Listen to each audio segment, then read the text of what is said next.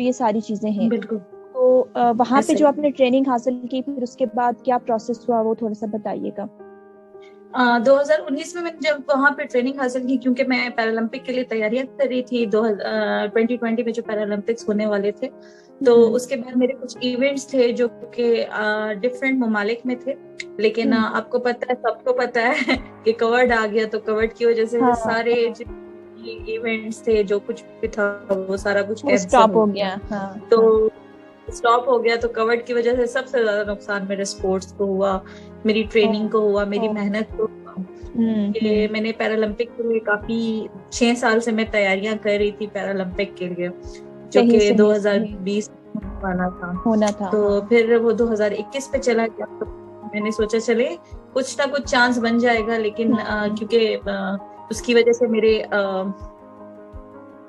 क्योंकि कोविड की वजह से मेरे सारे इवेंट कैंसिल हो चुके थे और काफी स्पोर्ट्स को नुकसान हो चुका था। तो फिर 2021 में भी जो पैरालंपिक्स हुए, वहाँ मैंने काफी कोशिश की वाइल्ड कार्ड एंट्री के जरिए। डॉक्यूमेंट्रीज मेरी काफी जापानीज लोगों ने आके बना ली थी, क्योंकि उनको पता था किसने क्वालिफाई करना है। जाहिर ही बात है, पाकिस्तान में फर्स्ट फीमेल जो कि टेबल टेनिस चैंपियन हो, तो उनकी तो यही सोच थी कि ये क्वालिफाई हो जाएगी, अपनी कंट्री की चैंपियन है। लेकिन वाइल्ड कार्ड के जरिए भी ना हो सका कुछ। आप वाली बात ठीक है कि कुछ हमारे पाकिस्तान में भी ऐसे लोग हैं जो हमें पुश नहीं करते, हमें मौका नहीं देते। तो उस वजह से भी काफी नुकसान हुआ। अगर वो लोग चाहते तो शायद मैं आज पैरालंपिक्स खेल चुकी होती, लेकिन उन लोगों को, अपने लोगों को प्रमोट करना था, अपने लोगों को लेके जाना था, अपने लोगों को आगे करना था। जैसे मैं तो जितना भी मैं मेहनत कर लूं, मेरी मेहनत किसी के आगे नहीं आती। तो लेकिन एक बात है ज़ैनब, मैं यहाँ पे ये कहूंगी कि बेशक हम किसी के सलूक को जस्टिफाई तो नहीं कर सकते, लेकिन आपकी मेहनत नजर आती है और अल्लाह उसको दिखाता है। मतलब हार्ड डेज पॉसिबल हैं, वो आते हैं, वो आपकी लाइफ में कभी ना कभी मुश्किल जरूर आते हैं, लेकिन अल्लाह आपकी मेहनत को रायगा नहीं जाने देगा इंशाअल्लाह। और क्या पता इससे बेहतरीन और बेस्ट अपॉर्चुनिटी अल्लाह ने आपके लिए रखी हो। बिल्कुल ऐसे ही सोच के मैंने सब्र किया और मैंने अल्लाह पे छोड़ दिया। मैंने कहा अल्लाह ने जब मुझे ले जाना होगा तो खुद ही रास्ते भी बन जाते हैं, खुद ही लोग भी एग्री हो जाते हैं और कुछ एंट्रीज भी हो जाती हैं। लेकिन हो सकता है इससे कोई बेहतरी हो कि शायद अल्लाह ना चाहता हो। तो मैंने कहा जब अल्लाह नहीं चाहता तो फिर मैं किस चीज की जिद या जबरदस्ती करूं। और दूसरी बात ये कि मतलब मैंने इतना स्ट्रगल किया था ना कि मेरा जब गेम्स थी, नेशनल गेम्स थी मेरी पाकिस्तान में, नेशनल गेम्स थी, नेशनल लेवल पे थी, तो उसमें मैं गिर गई थी और मेरे रॉड टूट गए थे। तो मैं बहुत ज्यादा रोई थी, इतनी ज्यादा रोई थी, क्योंकि मुझे पता है जब मेरी सर्जरी होती है, मेरी 4 सर्जरी, लास्ट सर्जरी के साथ मेरी 4 सर्जरीज हो चुकी थी। तो मैं बहुत रोई थी। मैंने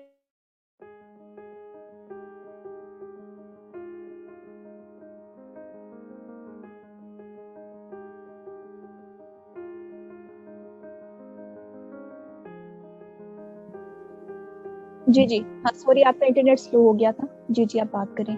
आपकी 4 सर्जरीज हुई फिर? जी मेरी 4 सर्जरीज हो चुकी हैं और मैं आपको बता नहीं सकती कि जब मैं गिरी और उस टाइम मैं गेम्स में थी, मैंने इस चीज को बहुत लाइट लिया। मैंने कहा नहीं यार बस ठीक है, मैं गिर गई तो मैं उठ गई, बैठ गई। मैंने 6 दिन की हमारी गेम्स थी और मैंने वो गुजार दी। जब 6 दिन गुजरे तो मुझे, आपको पता है जब इंसान गेम्स में होता है, जब इंसान स्ट्रगल में होता है, तो उसको नहीं पता चलता कि उसको कहाँ पेन हो रहा है। और जब मैं गेम्स में होती हूँ तो मैं एक जुनूनी तौर पे गेम में होती हूँ। मुझे जहाँ आपको कुछ अचीव करना हो ना तो आपके माइंड में ये चीजें नहीं आती फिर। अब बिल्कुल ऐसा ही है। मैं चाइना ट्रेनिंग के लिए भी जब गई थी तो मैंने उनकी जो वो होती है प्रैक्टिस होती है, वो पाकिस्तान के मुकाबले में काफी हार्ड होती है। तो वो तकरीबन 200, 300, 500 इस तरह से बॉल, मल्टी बॉल्स करवाते थे और मैं एक लेवल पे खेलती थी। तो इतना हो गया था कि मेरा ये मसल ना पुल हो गया था, सूज गया था। उफ अल्लाह, और मेरे अच्छा। पास 1 महीने का टाइम था और वो मुझसे हाँ हाँ कोच कहती थी कि आप नहीं करवाते, आपके टिश्यूज फट जाएंगे। और मैं कहती थी हाँ। नहीं, मैं रोती थी, मैं कहती थी मेरे पास तो 1 महीने का टाइम है, मेरे दिन जाया हो रहे हैं। लड़की क्या चीज वो हो। भी हैरान अच्छा। थी। वो भी सही। हैरान थी, वो कहती है पागल, तुम्हारे टिश्यू फट गए और हाथ को प्रॉब्लम हो गया तो पैरालंपिक्स में भी नहीं जा सकोगी।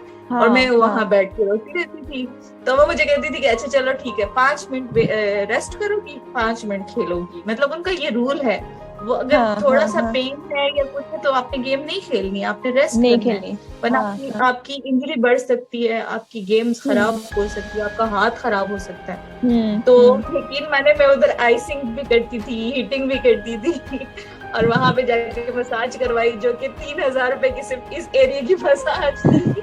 तो मैं हंसी अच्छा। थी, मैं हंसी थी, मेरी क्या हाय, मेरी तो 3,000 रुपए, इससे अच्छा मैं खुद ही मसाज कर लेती।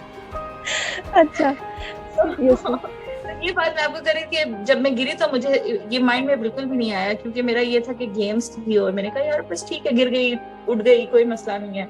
मोटिवेशन आपकी काफी हाई है ना, इसलिए। हाँ। हाँ जी, लेकिन जब मेरे 6 दिन गुजरे, तो जब मैं घर में आराम से सुकून से आई तो मुझे अजीब सा कमर में, क्योंकि उस गेम्स के बाद मेरे इंटरव्यूज शुरू हो गए थे, मैं नेशनल भी जीती थी, तो गोल्ड मेडल जीती थी, तो उसके बाद मेरे इंटरव्यू शुरू हुए। तो मैं एक इंटरव्यू पे जा रही थी, तो मुझे उन्होंने कहा कि जैसे ही मैं गाड़ी में, क्योंकि मैं गाड़ी खुद ड्राइव करती हूँ, तो मैं ड्राइव के लिए जैसे ही बैठी तो कड़क कड़क की आवाज आई। और मैं समझी शायद थकावट है या कुछ भी, मतलब मेरे माइंड में था ही नहीं ना। तो मैंने कहा यार कि थकावट रॉड्स है, आपकी टूट कड़ाके रही। निकलते हैं, कड़ाके से निकलते हैं, कुछ भी हो हाँ। सकता है। तो हम्म। मेरे ख्याल से उन दिनों में आपका मेरे साथ कांटेक्ट भी हुआ था इंटरव्यू के लिए, हुआ था। तो मैंने बल्कि आपको, आपका, हाँ, आपकी वो सर्जरी का टाइम चल रहा था। जी जी जी, तो मैं चली गई वो टूटे हुए रॉड में इंटरव्यू देने, थोड़ा सा हिलती थी, अंदर से क्रक क्रुक की आवाज आती थी, लड़की यार क्या चीज कड़ाके। हो, इतनी चीजें। मैं यकीन माने यार। मैंने उस टूटे हुए रॉड में मैंने इंटरव्यू दिया। जब मैं घर आई तो वो आवाज नहीं रुक रही थी, मुझे पेन भी था, लेकिन मैं अच्छा पेन, मेरी अच्छा। ये है कि मैं बर्दाश्त कर लेती हूँ पेन को। बहुत ज्यादा हाई लेवल का हो जाए ना कि बस बर्दाश्त से बाहर हो जाए, तो तब मैं कोई, वो भी मैं इंजेक्शन लगवाती हूँ, डॉक्टर के पास नहीं जाती हूँ या टैबलेट खा लेती हूँ। जब बहुत ज्यादा हाई हो जाए, तो बहुत ज्यादा, मतलब घर वाले उठा के लेके ना जाए ना डॉक्टर के पास, तो मैं नहीं जाती। अच्छा। मैंने बड़े सारी रात मैं साइड चेंज करती थी, आवाज आती थी, मैं थोड़ी बेचैन हो गई। मैंने कहा यार जैनब गिरी हो, खुदा ना खास्ता कोई मसला ना हो, क्योंकि ऑलरेडी 2 दफा पहले भी रॉड टूट चुका था मेरा। तो मेरा ये था कि जैनब देखो कोई प्रॉब्लम ना हो। मेरे कजन हैं, वो डॉक्टर्स हैं आर्थोपेडिक, तो वो मेरी सर्जरीज में उनको ज्यादा नॉलेज है। तो मैंने उनको कॉल किया, रात का टाइम था, 11 बजे का टाइम था, तो मैंने उनको कॉल की। मैंने उनको बोला कि भाई मुझे इस तरह प्रॉब्लम हो रही है। तो मुझे कह रहे हैं अच्छा गिरी तो नहीं हो? मैंने कहा नहीं मैं तो नहीं गिरी। मैंने उनको डायरेक्ट ये बोला, मैं तो नहीं गिरी। नहीं नहीं मुझे सच सच बताओ, तुम गिरी तो नहीं? मैंने कहा नहीं नहीं भाई मैं नहीं गिरी। कहते तुम्हारी गेम्स थी, झटका वटका तो नहीं खाया? मैंने कहा नहीं मैं तो नॉर्मल हूँ, कुछ भी नहीं हुआ। कहते अच्छा चलो खैर है, फिर कुछ भी नहीं होगा, थकावट होगी, तो ऐसा करो आज रात देख लो, ना हो तो कल एक्सरे करवा लेना। मैंने कहा ठीक है। फिर दूसरे दिन मैं गई एक्सरे करवाने, क्योंकि मुझे रेस्ट नहीं हुआ, बस बेचैनी सी, अजीब सी बेचैनी थी। तो हाँ, मैं जब हॉस्पिटल गई तो मैंने एक्सरे करवाया, और क्योंकि सर्जरीज करवा के मैं खुद आधी डॉक्टर बन चुकी हूँ तो आप अपनी बॉडी को समझने लग जाते हैं। हाँ ऐसा ही है। तो जब मैंने एक्सरे करवाया और जैसे एक्सरे देखा तो उसमें नीचे से रॉड ब्लॉक था। अब मैं थोड़ी सी टेंशन में भी शुरू हुई ना, हाँ, कि अब तो मसला खराब है। अब मैंने क्या मसला खराब है, और मेरे साथ मेरा कुलीग गया था, तो वो मुझे कहता है ज़ैनब आओ ऑर्थोपेडिक, अजान। हाँ, थोड़ा सा वेट कर लेते हैं अजान का, फिर इसको रिस्टार्ट करते हैं।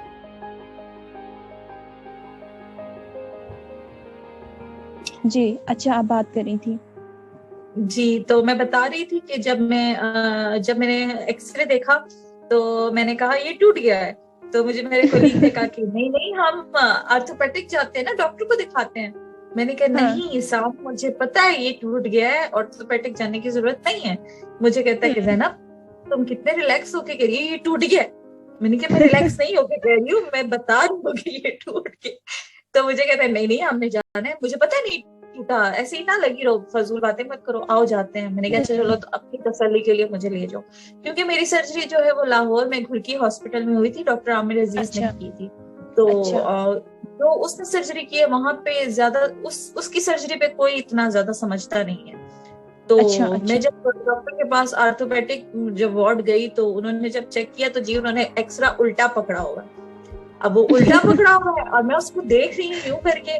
तो मुझे कहता है इसमें तो कोई फर्क नहीं है। मैंने कहा नहीं है। कहते नहीं। मैंने कहा आप सोच आप इसको सीधा कर ले। कहते नहीं इसमें तो कोई मसला नहीं है। मैंने कहा पहले आप एक्सरे सीधा करें, सीधा कर फिर देखिए। अच्छा नहीं वो तो मैं उल्टा करके देख रहा हूँ ना कि कहीं मुझे कुछ नजर आ जाए। मैंने कहा उल्टे में नहीं सीधे में नजर आए, तो आप सीधा करें। उधर मैं टेंशन में थी, परेशान थी कि रॉड उसने मेरा दिमाग। तो मुझे कहता है कि अच्छा मैम आपने क्या किया हुआ, आपने कोई डॉक्टरी पढ़ी? मैंने कहा मैंने डॉक्टरी नहीं पढ़ी लेकिन मैं आधी डॉक्टर बन चुकी। सही। तो जब वो सीधा किया तो मुझे कहता है नहीं ये तो ठीक है, यहाँ पे तो कोई मसला नहीं है। फिर मैंने उसको बताया, मैंने कहा यहाँ पे आप गए, यहाँ इस जगह पे जाके यहाँ देखें कि ब्रोक है कि नहीं। तो कहता है हाँ यहाँ से टूटा होगा। मैंने कहा तो फिर मैं आपके पास क्यों आई हूँ? मैंने ये कहा मैं अपनी गुलीग को जिस तरह गुस्से से, मैंने कहा तुम्हें जब बोला है बकवास की है कि टूटा हुआ है तो तुम क्यों मुझे यहाँ लेके आए हो? अब वो भी परेशान हो। मैं फिर भी ना, मेरी ये आदत है कि मुझे जितना बड़े से बड़ा हादसा हो जाए मैं हंसती रहती हूँ, लोगों के सामने हंसती, बाकी अपनी टेंशन परेशानी होती है लेकिन लोगों के सामने हंस हंस के उनको जवाब देती हूँ, हाँ खैर है हो जाएगा ये वो, जिस तरह मैं आपसे हंस हंस के बात कर रही हूँ। तो फिर मैंने अपने कजन को कॉल की तो कजन ने कहा तो जब मैंने कहा था तुम गिरी हो, मैंने कहा हाँ वो मैं थोड़ी सी गिरी थी। तो मुझे कहते थोड़ी सी क्या मतलब है? तो मैंने कहा नहीं बस वो भाई मुझे समझ नहीं आई, मेरी व्हीलचेयर का टायर फंस गया था आगे तो मैं गिर गई थी, लेकिन मुझे नहीं पता था कि इतना ज्यादा कुछ मसला हो जाएगा। तो फिर उसने मुझे कहा कि अच्छा एक्सरे भिजवाओ। फिर मैंने उनको एक्सरे भिजवाया, फिर उन्होंने लाहौर भिजवाया मेरे अजीज के पास, जबकि आपको पता है ये सर्जरी भी काफी एक्सपेंसिव है, बहुत एक्सपेंसिव है। हाँ नहीं कर सकता, आप बंदा अफोर्ड नहीं कर सकता, रॉड्स काफी महंगे हैं और ये दूसरी बार थी कि मेरा रॉड टूटा था। तो मैंने कहा भाई मैं तो अफोर्ड नहीं कर सकती, इतनी महंगी सर्जरी है, तकरीबन 3-4 लाख रुपए के रॉड्स हैं, 1 लाख रुपए के स्क्रूज हैं, कांट। तो उन्होंने कहा अल्लाह खैर करेगा। तो फिर उन्होंने डॉक्टर आमिर अजीज को भेजे, उनको बताया कि मेरी कजन है ना, आपने पहले भी ऑपरेशन किया हुआ इसका और आपको पता है। तो उन्होंने कहा कि इसको फलां दिन आप ओपीडी भिजवा दो। अच्छा ओपीडी भिजवा दो, हालांकि हाँ मेरे अजीज साहब किसी से मिलते नहीं है। अच्छा सही। ज्यादा मतलब पहले तो फिर मिल लेते थे, लेकिन अभी जबकि उनकी एज जरा थोड़ी ज्यादा हो गई है तो अभी उनके आगे जो हैं वो असिस्टेंट काम करते हैं, लेकिन वो खुद नहीं काम करते। तो वो ऑपरेशन में लाजमी खड़े होते हैं, कोई भी इस तरह का कोई भी थोड़ा सा कॉम्प्लिकेटेड ऑपरेट हो तो फिर उसमें ये खड़े होते हैं। तो जब मैं गई तो ओपीडी में तो वो मिले नहीं, ओटी में उन्होंने मुझे बुलाया था। जब मैं ओटी गई तो उन्होंने मुझे कहा कि जी ज़ैनब, मैंने कहा सर मेरे पैरालंपिक्स हैं और मुझे मेरा रॉड टूट गया और सर मैं बहुत परेशान हूँ। तो मुझे हंस के मुझे कहते तुम्हें अपनी जान की परवाह नहीं है और तुम्हें पैरालंपिक की पड़ी है। मैंने कहा सर मेरा स्पोर्ट्स है, मैंने बहुत मेहनत की है। मुझे कहता है मर गई तो क्या करोगी? मैंने कहा वो तो फिर अल्लाह के हाथ में है, अभी तो आपके हाथ। मुझे अभी मेरे ना 2-3 महीने हैं तो काइंडली, तो मुझे यूं देख के कहते हैं 2-3 महीने में कवर कर लोगी? मैंने कहा कर लूंगी इंशाल्लाह, बस आप कुछ करें, तो बस आप इसको फिक्स कर ले, है ना? बस हाँ। उन्होंने मुझे कहा ऐसा करो कि आप ऑपरेट मत करवाओ, टूटे रॉड से खेलो, जो आपकी लग रही है ना हालत, आप नहीं लग रहा कि आपका रॉड टूटा हुआ है, आपको स्पोर्ट्स की पड़ी है। वरना लोगों की यहाँ भी आई हुई मचाई होती है, चीखें मार रहे होते हैं और आप कह रही हो मुझे स्पोर्ट्स। मैंने कहा सर अब जरूरी है कि मुझे जो तकलीफ है मैं लोगों को शो करूं। बस आप एक बात मुझे बताइएगा कि जब रॉड आपका टूटा है तो इंटरनल कोई इंजरी हुई थी या मतलब चुभन होती थी? किस तरह की फीलिंग्स थी उस टाइम पे? बिल्कुल चुभन भी होती थी क्योंकि मैं मेरा विक्टिम हूँ मैं, तो मेरा सेंस है, मुझे चुभन भी होती थी, मुझे आवाज भी आती थी, क्योंकि रॉड जब हड्डी के साथ टच होता था तो कड़क कड़क की आवाज, जैसे कड़ाके निकलते हैं ना कमर से, उस टाइप की आवाज भी आती थी। मैं बहुत ज्यादा इरिटेट भी होती थी उस चीज से। और दूसरी बात ये कि पेन, बैठ नहीं सकती थी, पेन होता था बहुत ज्यादा। तो हाँ, मुझे नहीं पता, मैं बयान नहीं कर सकती उस चीज को। तो मैंने फिर जब डॉक्टर से कहा तो उन्होंने कहा ऐसा करो, तुम मत करवाओ, तुम अपनी गेम्स कर लो फिर करवा लेना। मैंने कहा नहीं, मैं इसको गेम्स कैसे करूं? आपको पता है इंजर्ड बंदे को तो वो लोग पैरालंपिक में तो जाने नहीं देंगे, तो मैं कैसे फिर इसमें गेम करूं? मैंने पूरी प्रैक्टिस करनी है वो। फिर उन्होंने कहा अच्छा। फिर उन्होंने नेक्स्ट वीक मेरा ऑपरेट रखा। फिर हाँ, मैं बहुत रोई, मैं बहुत रोती थी। ये पहला और आखिरी, अल्लाह करे आखिरी ऑपरेट हो इंशाल्लाह इंशाल्लाह। मैं बहुत रोई थी। मेरे पहले 3 ऑपरेशन हो चुके हैं, मैं कभी भी नहीं रोई, मैंने हिम्मत से काम लिया। लेकिन इस ऑपरेशन में बहुत रोई थी। मेरे 6 साल की मेहनत, और मैं 100 से 0 पे आ गई थी। मेरा स्टेमिना, मेरी स्ट्रेंथ, मेरा कॉन्फिडेंस, सब कुछ लो हो गया था। मैं अभी बात भी करती हूँ ना तो मुझे रोना आता है, क्योंकि मैं उस चीज को बयान नहीं कर सकती, क्योंकि ना वो मैं अपनी अम्मी के आगे बयान कर सकती हूँ, ना मैं वो अपने कोलीग्स के आगे बयान कर सकती हूँ, और किसी के आगे मैं उस चीज को बयान नहीं कर सकती, क्योंकि 6 साल की मेहनत मैं अफोर्ड नहीं कर सकती थी। मैं रक्षों में जाती थी, स्पोर्ट्स कॉम्प्लेक्स, वहां गेम करने 5-10 मिनट हमें मिलते थे गेम्स के लिए, और वहां पे मैंने इस तरीके से सीखा। दूसरा, मेरी जॉब, मैं इस तरीके से जॉब जब करती थी, नहीं कर सकती थी जॉब, लेकिन फिर भी मैं करती थी, क्योंकि मैं चाहती थी कि मैं अब कभी जिंदगी से हारूं नहीं, हमेशा हिम्मत रखूं। और 6 साल की मेहनत, स्पॉन्सर्स, अच्छे को स्पॉन्सर्स नहीं मिलते, मुझे स्पॉन्सर्स मिले थे। और मैं काफी खुश थी जब मुझे टोयोटा ने स्पॉन्सर किया था, और उन्होंने कहा था कि हम आपको पैरालंपिक तक स्पॉन्सर करेंगे, आप जाओ, जितने इवेंट्स खेलने हैं आप अपनी लाइफ बनाओ। क्योंकि उनके जो प्रोजेक्ट था उसका नाम था स्टार्ट योर इम्पॉसिबल, तो वो मेरे लिए इम्पॉसिबल ही था। मैंने स्टार्ट भी किया था। No, it was not impossible. मैं ये समझती हूँ ज़ैनब के लिए कुछ इम्पॉसिबल, स्टार्ट योर इम्पॉसिबल ना। तो मतलब आपके लिए तो आई थिंक कि हर चीज पॉसिबल ही थी, and you are champion, you are still a champion यार। यस, बट मैं आई अंडरस्टैंड आपकी मेहनत उस चीज पे आ जाए ना तो आपको बहुत दुख होता है, हर्ट होता है, लेकिन इंशाल्लाह मेरा दिल कहता है कि आपके लिए आगे बहुत अच्छी चीजें होंगी इंशाल्लाह। यकीन माने, जब मैं गिरी, मेरा जब ऑपरेट हुआ, मुझे मैं जब आईसीयू में थी, तब भी मुझे ये था कि मैं कब उठ के बैठूंगी। मैंने पहले से दूसरे दिन ही, जब वो आते हैं ना फिजियो करने, तो मैंने उनको बोला कि सर, वो मुझे कह रहा था जी, मैं कहा सर मुझे बैठा दें। तो मुझे ऐसे वो देखता, कहता है आपका कल ऑपरेट हुआ, आपको 55 स्टिचेस लगे हुए हैं, आप कैसे बैठना चाह रही हैं? मैंने हंसते से कहा, मैंने कहा सर मैं बैठना चाह रही हूँ, मुझे नहीं है पेन, मुझे बैठा दें। तो वो उसने मेरी स्माइलिंग फेस और मेरी एक्टिव बात, कॉन्फिडेंस की वजह से उसने कहा कि आओ इसको बिठाओ। तो जब मैं बैठी और मैंने बैठ के बोला अल्हम्दुलिल्लाह, तो उन्होंने मुझे कहा कि यार आप क्या चीज हो, यहाँ पे जब हम किसी को बिठाते हैं तो यहाँ चीखें मारना शुरू हो जाते हैं, आप शुक्र अदा करियो। मैंने कहा सर, मैंने आप आगे मेरा एक बहुत बड़ा गोल है, मैंने अचीव करना है और मैंने जल्दी ठीक होना। तो उन्होंने मुझे कहा कि अच्छा, उन्होंने इतना इंटरेस्ट लिया कि उन्होंने मुझे कहा अच्छा, मैं आपको ना, आप जैसे ही आईसीयू से निकलोगे तो मैं आपको अपनी क्लास में लेके जाऊंगा, मैं अपने पेशेंट्स से आपको मिलवाऊंगा, कितनी मोटिवेटेड लड़की हो, मैं उनको बताऊंगा कि इसको आईसीयू में, जो कि बात भी नहीं कर सकता, आप कह रही हो मुझे बिठा दो। तो मैंने कहा सर मैं बिल्कुल जाऊंगी आपके साथ। तो मुझे उन्होंने 5 मिनट बिठाया, तो मुझे कहते हैं अब लेट जाएं। मैंने कहा नहीं सर, थोड़ी देर और बैठने दें। कहते हैं पागल, आपको हार्ट बीट की जो चीजें हैं वो लगी हुई हैं, आपको ड्रिप्स लगी हुई हैं, लेट जाओ। मैंने कहा अच्छा चले। कहते हैं फिर नहीं ठीक होगी इतनी जल्दी, खुदा ना खास्ता कोई और इशू ना हो जाए, लेट जाओ।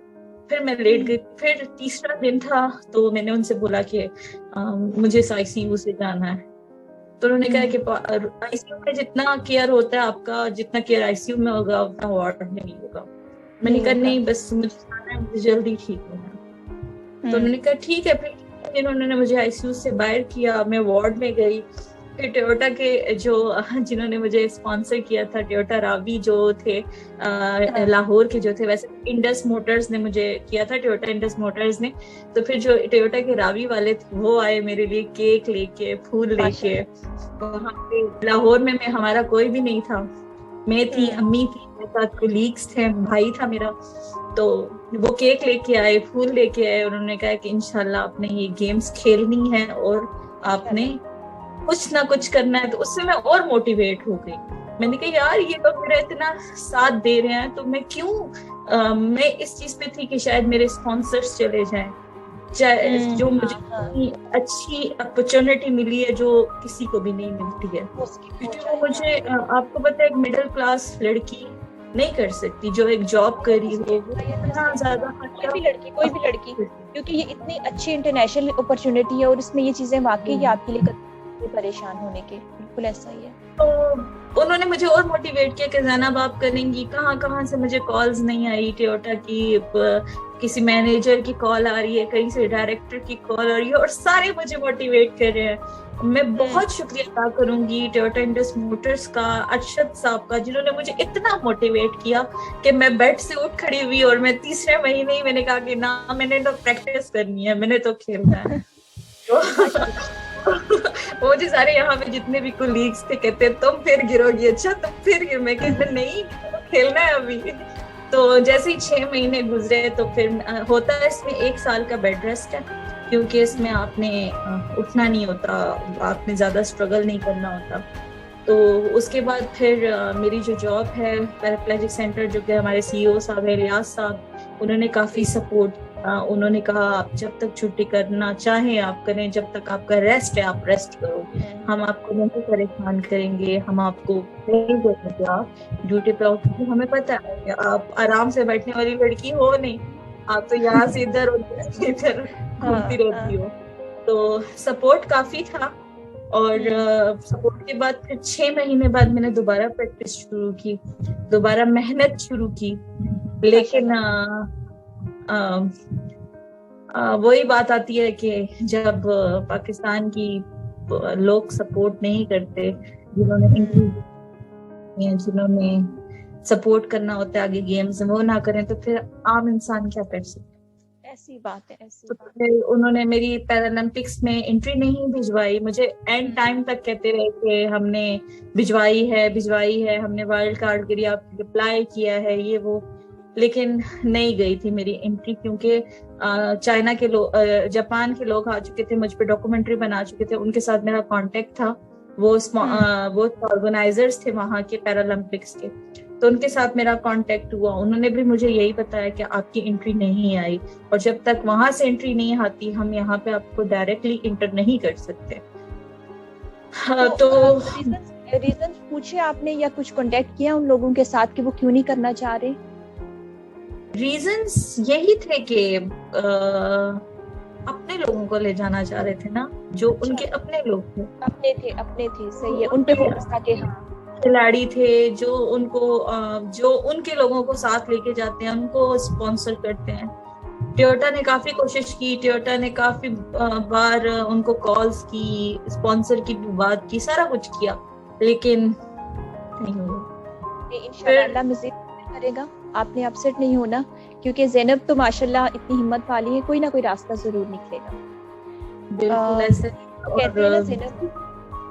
दूसरा ये था कि मैंने ये सोचा था कि मैं वो कर दूं, क्विट कर दूं, मैं गेम्स खेलूं ही नहीं, मैं बिल्कुल क्विट कर दूं इस चीज को। और इवन के मेरा ये था कि मैं गेम्स ही छोड़ दूं, कि जब इतनी मेहनत के बाद भी कोई आपको सपोर्ट नहीं करता, आपको कहीं कोई लेके नहीं जाता, या आपकी इवेंट्स को आपको खेलने ही नहीं देता कोई, तो फिर इससे अच्छा मैं ना ही करूं। मैं क्यों खुद को खुजाया कर रही हूँ। मैं कभी गिर जाती हूँ, कभी अपनी सेहत पे, अपनी हेल्थ पे मैं कॉम्प्रोमाइज नहीं कर रही हूँ, मैं लगी हुई हूँ, गेम्स कर रही हूँ, आप किसी की मेहनत भी नहीं देखते हो। तो मैंने सोचा था कि मैं क्विट कर दूं इस चीज को। अच्छा, लेकिन हाँ, फिर वही बात है कि मेरे कोलीग्स, मेरे कोच, मेरे जो सपोर्टर्स थे जितने भी, उन्होंने मुझे काफी मोटिवेट किया कि नहीं, अच्छा, आपने क्विट नहीं मैं करना। आपसे कहना चाहूंगी क्विट भी नहीं करना। और दूसरी बात ये ना, आपका पैशन है, तो पैशन कभी जिंदगी में एक फेज पे आके नहीं रुकता, ठीक है। और नेक्स्ट आप जब भी करें ना, तो थोड़ा सा, मुझे नहीं पता लेकिन बेल्ट वगैरह भी मिलते हैं काफी आपकी बैक पे स्पोर्ट के लिए। तो आप अपनी जो स्पाइन है ना, उसकी सपोर्ट सिस्टम कोई ढूंढे इस तरह का कि अगर आप खेल भी रहे हैं, इनकेस आप गिर जाती हैं तो आपका ज्यादा लॉस ना हो। बिकॉज आप बात करेंगे, आपको शायद वो चीज से गुजर चुकी है, आपको फील नहीं हो रहा, लेकिन मुझे वो इतना फील हो रहा है कि यार ये लड़की स्पेन से गुजरी है और फिर कह रही है स्टिचेस लगे मुझे बिठा दो, ठीक है। और यही मतलब और बहुत सारी चीजें। सो ज़ैनब, माशाल्लाह से you are so so so strong, मतलब माशाल्लाह। लेकिन but despite these things, please अपनी सेहत का बहुत ज्यादा ख्याल रखो। आपने जिंदा रहना है, और आपने उन लोगों को जो आपके सामने खड़े, आपके लिए नेगेटिव सोच बन के, आपने उनको बताना है कि I can do each and everything, but उसके साथ साथ अपना ख्याल भी रखना है, ठीक है। ये नेक्स्ट और जब भी मैं जो आपको आप देखूंगी बता रही है ना, बड़ा। सपोर्ट की बात आप कर रही है ना, तो पैराप्लेजिक सेंटर एक ऐसा प्लेटफॉर्म है जिसने यहाँ पे, जहाँ पे आपके मर्जी के मुताबिक आपको ये व्हील चेयर जो है आपके वो करके देते हैं, क्या कहते हैं इसको, कस्टमाइज करके देते हैं। डिजाइन करके तो देते, बना मेरी जो व्हील चेयर है वो कस्टमाइज व्हील चेयर है, उसमें बकायदा यहाँ पे सपोर्टर्स लगे हुए हैं साइड पे, ये आपको अगर नजर भी आ रहे हो सपोर्टर्स लगे हुए हैं। मुझे बकायदा बेल्ट भी दी गई है, लेकिन मैं बेल्ट लगाती नहीं हूँ क्योंकि मैं आम दिनों में ऐसे गिरती नहीं हूँ। लेकिन दूसरा ये है कि जब मेरा ऑपरेशन हुआ है तो मेरा स्टेमिना बहुत डाउन हो गया है। प्रॉब्लम यहाँ पे ये आ गई है, क्योंकि आपको पता है जब आपकी इतनी बड़ी सर्जरी होती है, और इस बार जो मेरी सर्जरी थी वो बहुत हार्ड सर्जरी थी।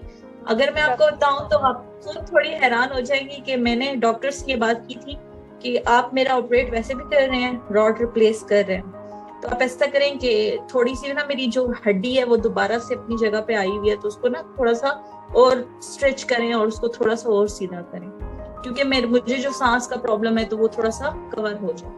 उन्होंने कहा ठीक है। उन्होंने इस बार मेरे यहाँ पे, इस जगह पे और नीचे घुटनों में, अलग एक घुटने में भी दूसरे घुटने में, दोनों साइडों पे क्लिप्स डाल के उन्होंने मुझे स्ट्रेच किया। और मुझे भी पता नहीं था कि उन्होंने ये करना है, क्योंकि मेरे पहले ऑपरेशन में ये नहीं हुआ था। अगर मुझे पता होता तो मैं कभी भी तो आप खुद सोचें कि जब मैं आपके साथ पिक्चर शेयर करूंगी अपनी, जब मैं आईसीयू में थी तो मेरे कोलीग्स ने मेरी पिक्चर, क्योंकि इतना डरा दिया नहीं मुझे इतना डरा दिया, मैं पिक्चर्स देख के रात को सोऊंगी नहीं यार। I can't believe you are so strong, माशाल्लाह। तो मेरे कोलीग्स को कहा था मेरी वीडियो भी बनानी है, मेरी पिक्चर भी लेनी है, मैंने देखना है कि मैं कैसी दिखती हूँ। क्रेजी। अच्छा, जब बेहोशी से जब उठी ना, तो मैं अपने कोलीग को यूं कह रही, पिक्चर बना। वो मुझे बेहोशी में कह रही है पिक्चर बना। मैंने कहा मुझे पता चला मैं बन कैसी तो वो यहाँ पे एक दो टिप्स डाले थे और घुटनों में क्लिप्स डाल के उन्होंने मुझे स्ट्रेच किया। जब मुझे उन्होंने स्ट्रेच किया और फिर उन्होंने मेरी रॉड वगैरह जो भी उनका जो प्रोसेस है उन्होंने किया, तो जब मुझे उन्होंने ऑपरेशन थिएटर से निकाला तो मेरी सारे सर पे ना पट्टी बंधी हुई थी, सर पे पट्टी और पाँव पे पट्टियां बंधी हुई थी। तो मेरी अम्मी थोड़ी सी डर गई। मेरी अम्मी ने कहा कि क्या हो गया, ये इनसे गिर गई है, क्या हो गया, करवा के आई हो? हमने तो सिर्फ सिंपल ऑपरेशन, ये तो पहले कभी भी ऐसी सर्जरीज में नहीं हुआ, तो क्या हुआ, गिर गई, क्या हुआ? नहीं, ये वो। अम्मी को मैंने कहा अम्मी हौसला करें, पूछ लें कि क्या हुआ है, मुझे तो नहीं पता, मैं तो बेहोश थी। तो अम्मी मुझे कहती है अच्छा। फिर अम्मी ने कहा उसको, जो वहाँ आईसीयू में जो थे नर्स जो थे, तो उन्होंने कहा कि देखो क्या मसला है। तो फिर उन्होंने थोड़ा सा ऊपर किया तो देखा तो ये यहाँ पे इतना बड़ा, यहाँ से मेरे बाल सारे कटे हुए थे और यहाँ पे इतना बड़ा जख्म। मुझे जख्म गिरी पड़ी थी मुझे मेरे बालों की, मैं मेरे बाल बाल क्यों काटती है? मैंने कहा भाई मेरी गर्लफ्रेंड से मैं पहले से यहाँ से गंजी हूँ, मेरे और भी बाल इन्होंने काट दिए। तो मैंने कहा कि अम्मी परेशान हो गई, तो उन्होंने कहा नहीं ये उनका एक प्रोसेस है, तो उन्होंने स्ट्रिच करने के लिए चीज, अम्मी ने कहा पहले तो कभी उन्होंने नहीं किया, उन्होंने कहा ये नई टेक्निक है और ये न्यू टेक्निक के जरिए इस्तेमाल करते हैं। ये सारे इतने परेशान, मैं इनको कह रही थी शुक्र करो कि मैं होश में नहीं थी, वरना मैं होश में होती तो मेरा क्या हाल होना था, या मुझे ये पहले बता देते। तो मुझे अब मेरे भाई बता रहे हैं कि जो इन्होंने वो मंगवाए थे ना वो कुंडे, वो ना वो जो कुर्बानी के गोश्त को यूं डालते हैं ना वो वाले, वैसे ही हाँ वैसा करते हैं। इट्स ट्रू बिकॉज वो मैंने भी देखा है कि वो आपकी कमर का जो गोश्त है ना उसको काट के इसके बीच में डाल के उसको सेपरेट करते हैं, क्योंकि उनमें स्पाइन के ऊपर सारा काम करना होता है, तो उसकी बड़ा वो पैनिक सिचुएशन होती है, बाद में लड़की बहुत तकलीफ होती है, पता नहीं वही कह रही हूँ। तो मैंने वो तो उन्होंने मेरे सर में डाली। तो मेरा भाई कहता है एक तुम्हारा दिमाग ठीक था, मुझे लगता है वो भी काम से जाएगा। काम से गया है। तो मैंने इतनी मतलब स्ट्रगल के साथ वो किया, इतनी तकलीफ देखी, इतना कुछ करने के बाद भी मैं बहुत बड़ी स्ट्रगल, तो इतना कुछ करने के बाद भी अगर मैं यहाँ तक आई, मेरा दिल ही नहीं चाहता कि मैं गेम खेलूं, मैं कोई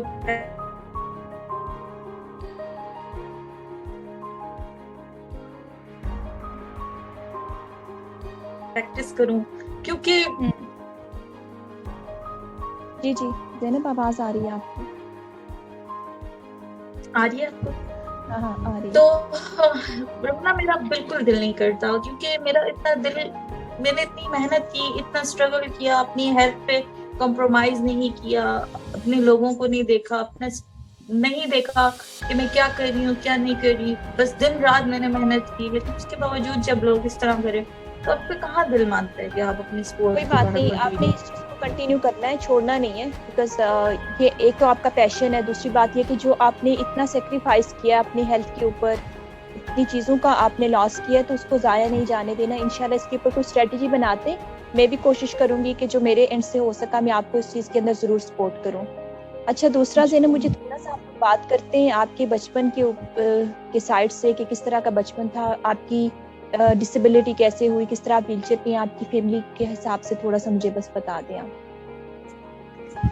मैं माशाल्लाह से मेरे 4 भाई हैं और मेरी अम्मी को बेटी की बहुत ज्यादा ख्वाहिश थी, तो मेरी अम्मी हमेशा दुआ में यही मांगती थी कि अल्लाह मुझे एक बेटी दे दो, मैं गोद में उठा उठा के घुमाऊंगी। दुआ करती थी लेकिन वो भी अधूरी दुआ करती थी, तो अल्लाह ने बेटी तो दी और पूरी दुआ कबूल कर ली अल्लाह ने। वो यही कहती थी कि मैं गोद में उठा के घुमाऊंगी, अभी तक मुझे गोद में उठा के ही घुमा रही है। मैं अम्मी को कहती हूँ आपने पूरी दुआ तो करनी थी, अम्मी कहती है मुझे क्या पता था। तो जब मैं हुई तो काफी थोड़ा सा जमीन पे भी छोड़ दूंगी उसे, चल ले। ऐसा नहीं बोला ना। हाँ। तो जब मैं हुई तो माशाल्लाह से काफी खुशियां थी, काफी कुछ था। उसके बाद जब मैं 11 माह की हुई तो मेरी बर्थडे की तैयारियां हो रही थी, तो मुझे तेज टेम्परेचर हो गया था। हालांकि मेरी वैक्सीन जितनी भी पोलियो की थी वो अम्मी डलवा रही थी, सारा कुछ हो रहा था। तब इतनी अवेयरनेस नहीं थी कि घर घर जाके लोग जैसे अभी पोलियो के कतरे पिलाते हैं ना, तब ये होता था कि हॉस्पिटल्स में जाके, यानी 1992-93 की बात है, तो तब लोग हॉस्पिटल्स में जाके लोगों को मतलब अपने बच्चों को कतरे पिलाते थे। वो भी जो पेरेंट्स एजुकेटेड थे, जिनको पता था कि इससे फायदा होगा। तो मेरे भी था कि मेरे यहाँ हर महीने जाके मुझे अम्मी पोलियो के कतरे वगैरह पिलाती थी। तो एक दिन मुझे तेज टेम्परेचर हुआ, मेरी बर्थडे की तैयारियां भी हो रही थी क्योंकि मैं एक साल की पूरी होने वाली थी, 11 मंथ की थी। तो तेज टेम्परेचर था और अम्मी कपड़े धो रही थी।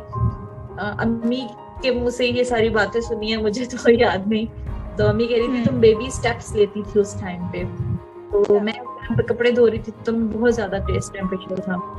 और इतने में अबू आए, तो हमारा घर का मंग टाइप होता था, रेलिंग टाइप होती थी, तो कहते नीचे अबू खड़े थे, तो तुमने वहां जाके खड़े होके वहां से चीखना शुरू किया ना, अबू को आवाजें देना शुरू किया। तो जैसे ही अबू ऊपर आए तो अबू ने इस तरह उंगली से पकड़ के ना बेबी स्टेप्स लेके आपको अंदर लेके आए अबू। तो अबू ने कहा कि अबू ने अम्मी को थोड़ा सा डांटा कि इसको इतना तेज बुखार है, तुम कपड़े धो रही हो, तो इसको डॉक्टर के पास लेके जाओ। तो अम्मी ने कहा कि अच्छा घर पे कोई नहीं था और मैं मेरे कपड़े वपड़े भी गीले थे, तो इस वजह से मैंने कहा चलो मैं फारिग हो जाऊँ तो मैं इसको ले जाती हूँ। तो अब्बू ने कहा नहीं बस अभी लेके जाओ, जाओ मैं अभी घर आ गया हूँ ना, तो अभी इसको ले जाओ। तो अम्मी ने कहा ठीक है। अम्मी ने बस चादर ली और गोद में उठाया, मुझे लेके गई। जो जिस डॉक्टर के पास लेके गई थी उस डॉक्टर को अम्मी ने कहा कि टेम्परेचर है और तकरीबन 102 103 टाइप इस तरह टेम्परेचर था, काफी हाई टेम्परेचर होता है जी। तो उसमें डॉक्टर ने मुझे इंजेक्शन लगा दिया। जब डॉक्टर ने मुझे इंजेक्शन लगाया तो उसके बाद मैं मतलब टेबल पे खड़ी थी और एकदम से बैठ गई। अच्छा एकदम से बैठ गई तो अम्मी ने कहा कि ये क्यों, तो उसने कहा नहीं इसको तेज टेम्परेचर है, इंजेक्शन लगा है, तो इस वजह से बैठ गई। वो खुद समझ गया था कि उसने गलत कर दिया जो भी किया। इसकी बात है कि इतने छोटे से बच्चे को फीवर में इंजेक्शन लगा दिया उन्होंने, ये देखिए जरा। यही मसला है, उसको चाहिए था कि वो पहले कहता कि इसको नहलाओ, उसका टेम्परेचर उतरे फिर मैं इसको इंजेक्शन लगाऊंगा। उसने इंजेक्शन लगा दिया, उसके बाद अम्मी को बोला कि इसको जाके नहला दो, इसका टेम्परेचर वो डबल इन्फेक्ट हो गया।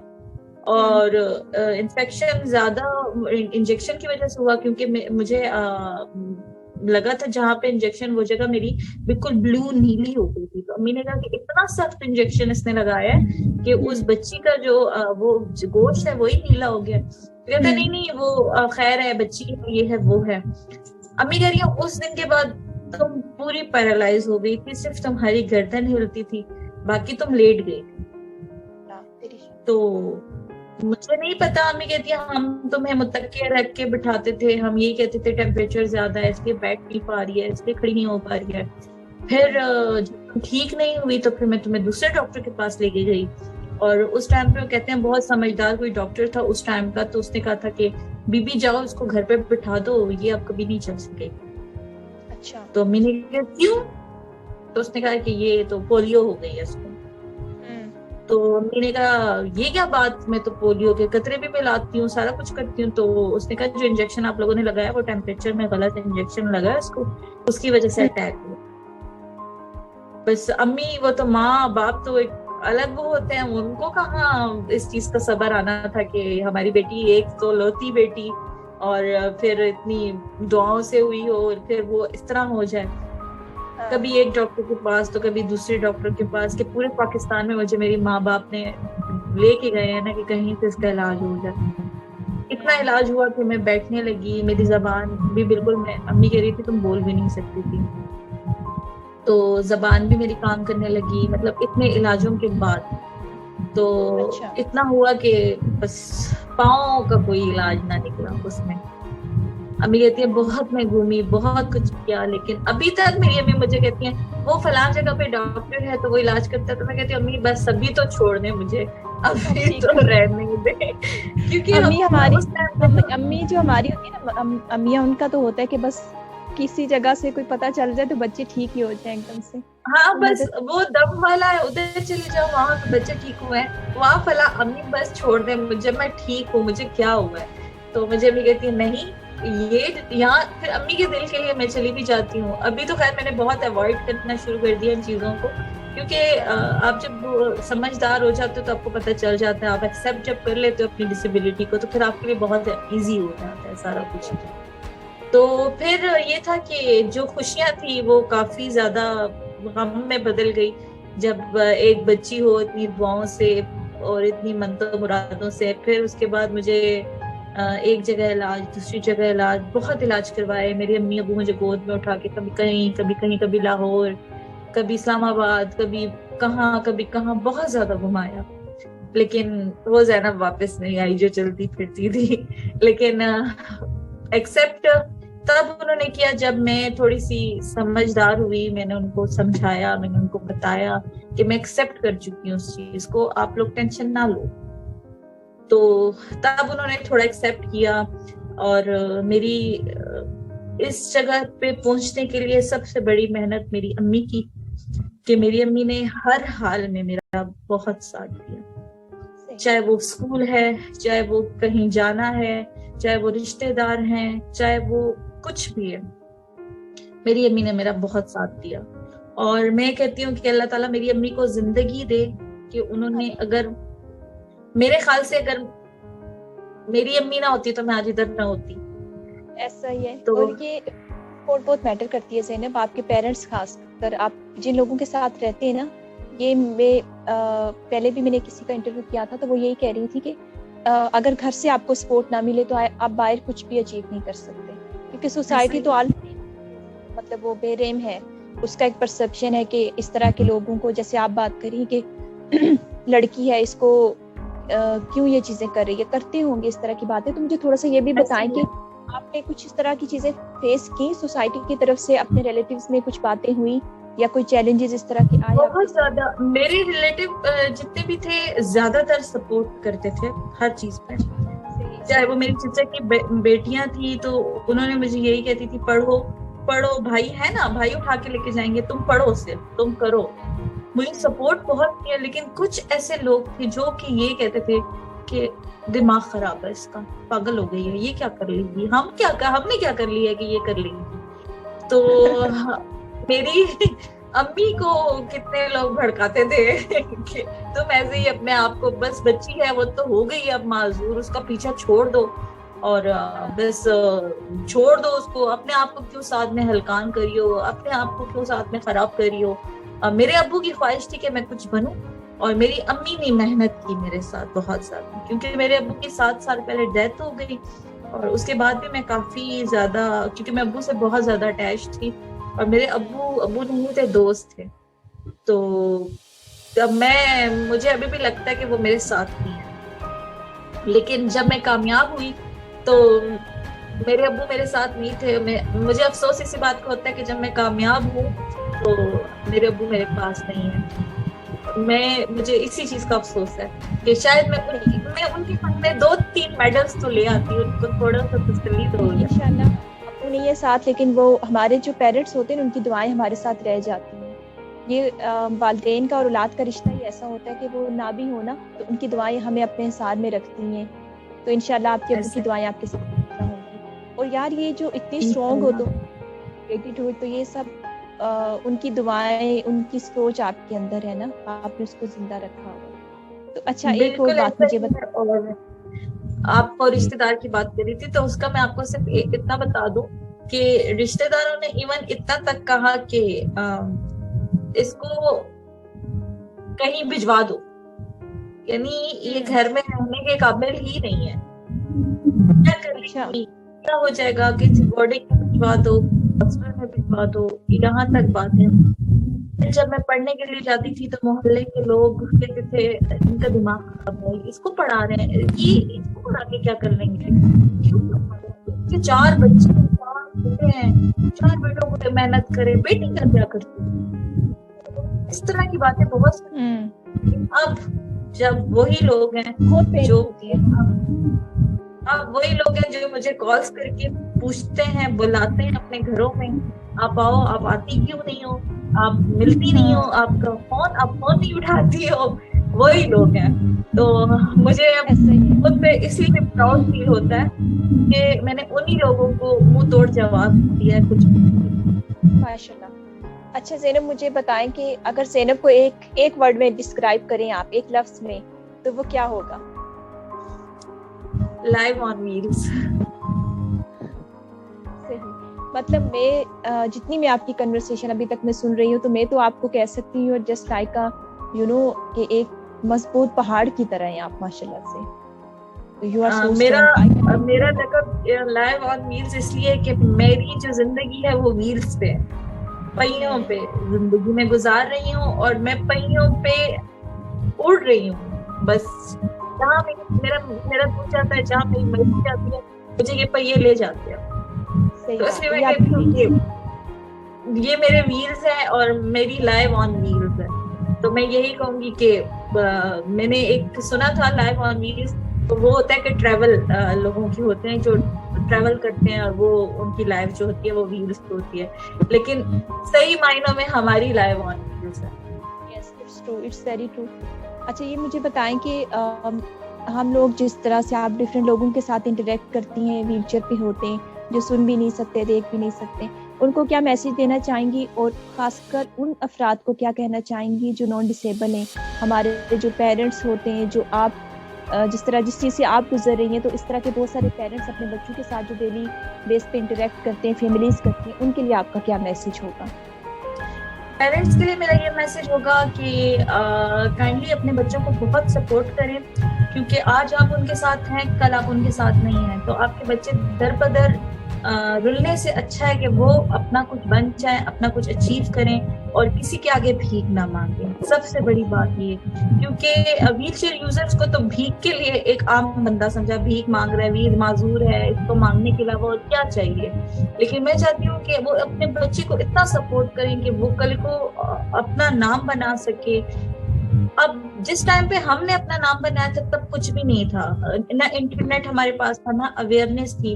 आजकल इंटरनेट का दौर है, आजकल आप ऑनलाइन कर सकते हैं, आजकल आपको सोशल मीडिया इतना सपोर्ट करता है कि आप घर बैठे बहुत कुछ कर सकते हैं।